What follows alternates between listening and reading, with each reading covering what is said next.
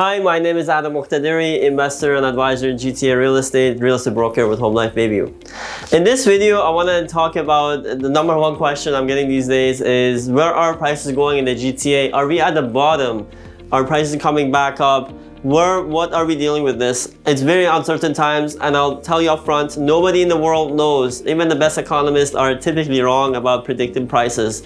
And I won't attempt at predicting prices in this video. I will just touch on the major factors that I think will impact prices in the medium to short term in the GTA. I'm going to touch on four factors. Number one being interest rates. Number two, the ensuing recession. Number three, immigration. And number four, inventory in the market currently today.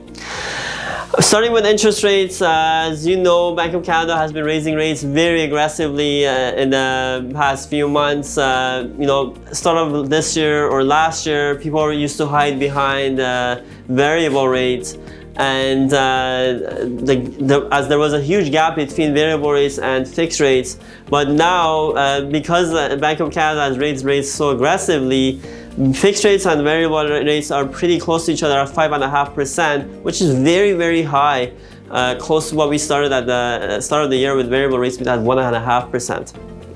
As you can see in my the little table that I prepared, you can see even though average GTA prices are down around 18% from peak prices in February to October now, mortgage payments are up more than 30%. That's because interest rates have gone up.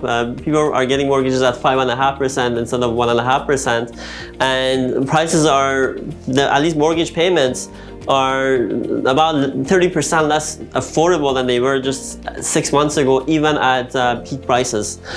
So that's one of the things that's going to be influencing how home prices in the next few months or years, depending where interest rates go. It seems like the fixed rate is peaking out, as most analysts are thinking, and the variable rate, probably by the end of the year, we're gonna go up by another 50 basis points, and Bank of Canada is gonna hold it steady there, and probably by in the latter part of 2023, interest rates will come down, so that will impact prices probably positively when we approach the end of 2023.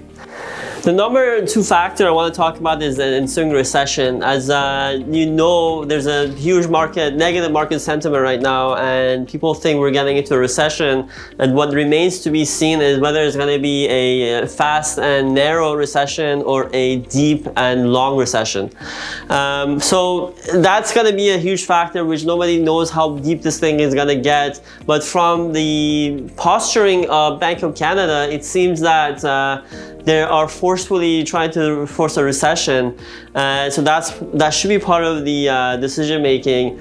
And what happens into a recession is people lose jobs, people have lower income, contractors are getting less jobs, so there's less money to go around, there's less money in the economy, and that means they can't afford the same prices for real estate probably than in a booming economy. So that's a factor that needs to be thought about when we're talking about predicting future prices.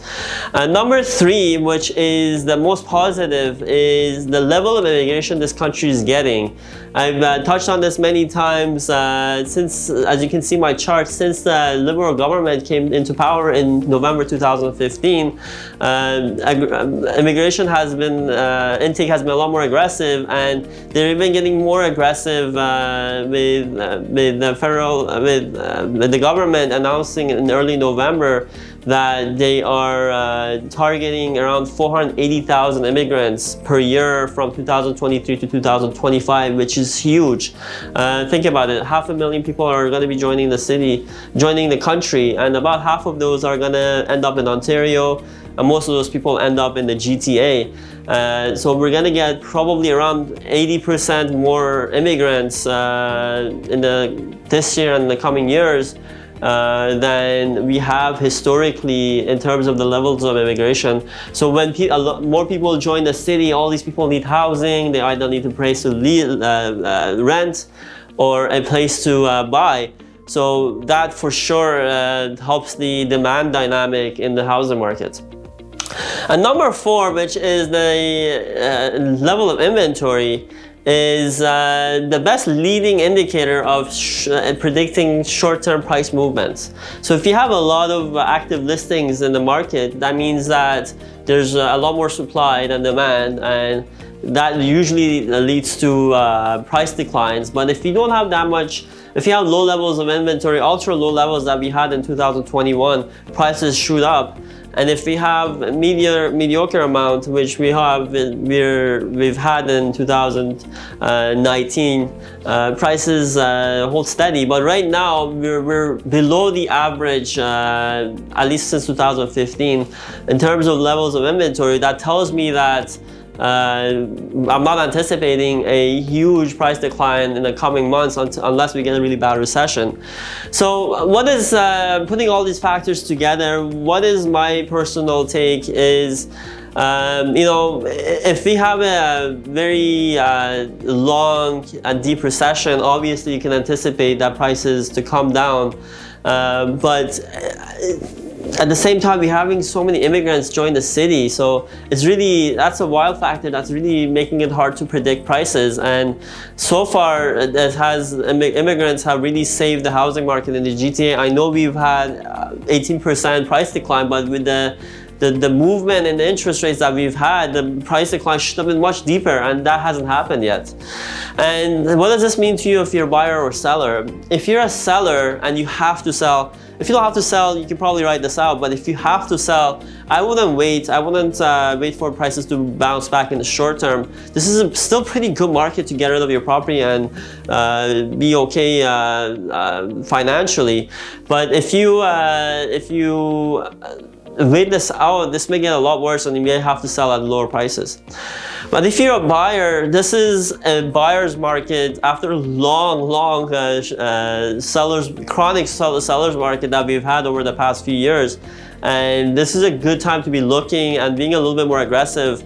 And you know, I know everybody wants to play the macroeconomics in the housing market, but in the housing market, every deal is different. And if you get a good deal, if you get that home run, it could be a better deal than you would get at the bottom of the market, and you really can't time the bottom. Prices have been steady, so it's up to you if you want to wait this out and see if it's going to come lower. But it's a good time to be looking and see what you can get in this market. I hope you enjoyed this video. This is all I want to leave you with in this video. And as always, if you have any questions, you better call Adam. Thank you.